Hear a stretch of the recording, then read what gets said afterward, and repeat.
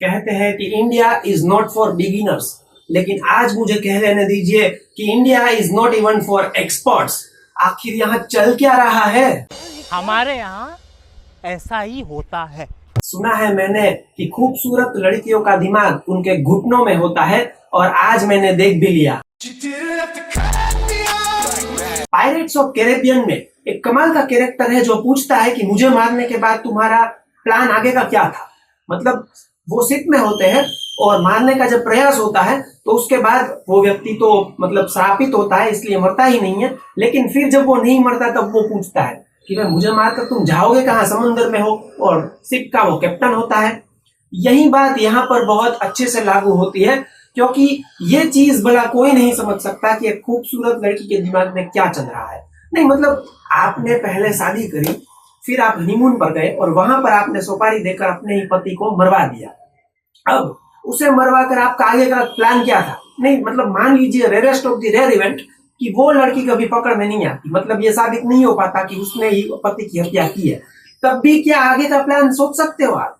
क्योंकि आपने मारा वो तो कंफर्म है। तो क्या आप उस चीज के साथ जी पाओगे पूरी जिंदगी खुशी से कि भाई मैंने अपने पति की हत्या कर दी है?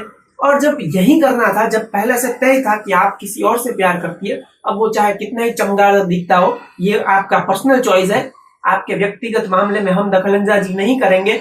लेकिन जब पहले से आपका एक आशिक है और आप उसे चाहती हो, तो फिर खामोखाई बेचारे के साथ शादी ही क्यों करी? आपको शादी करनी ही नहीं चाहिए थी। और इतना बड़ा बवाल किया, शादी करी, उसको मारने का प्लान किया, उसको मार भी डाला, तो फिर क्या फैमिली को पता नहीं चल जाएगा अगर आप वापस आ जाओगे और मान लीजिए पुलिस ने आपको नहीं पकड़ पाई?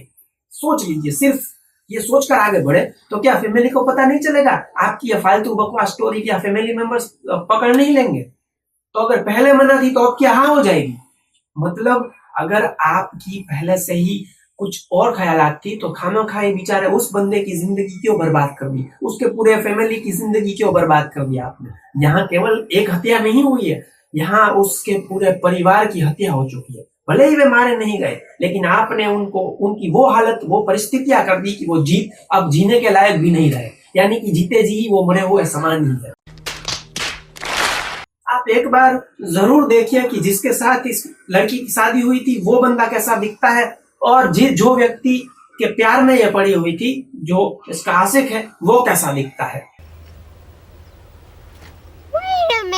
शादी या बर्बादी टाइटल वाले इस वीडियो में हमें आज अवश्य ही ये सोचना चाहिए, अगर ऐसी घटनाएं बार बार होने लगी और पूरे हिंदुस्तान में कोई लड़की अपने पति को ड्रम में डाल दे रही है, कोई पति उसे जीने लायक नहीं छोड़ती तो उसका पति खुद सुसाइड कर ले रहा है, या फिर बहुत सारी पत्नियां झूठे आरोप लगाकर पूरे जिंदगी कोर्ट के चक्कर खाने पर मजबूर कर रही है, और सिर्फ पति को नहीं उसके पूरे परिवार को। और आखिर में कुछ ऐसी पत्नियां जो शादी करती है और शादी के कुछ ही दिनों बाद हनीमून के नाम पर अपने पति की हत्या कर देती है। लोगों का बहुत ही जल्द शादी से भरोसा उठ जाएगा।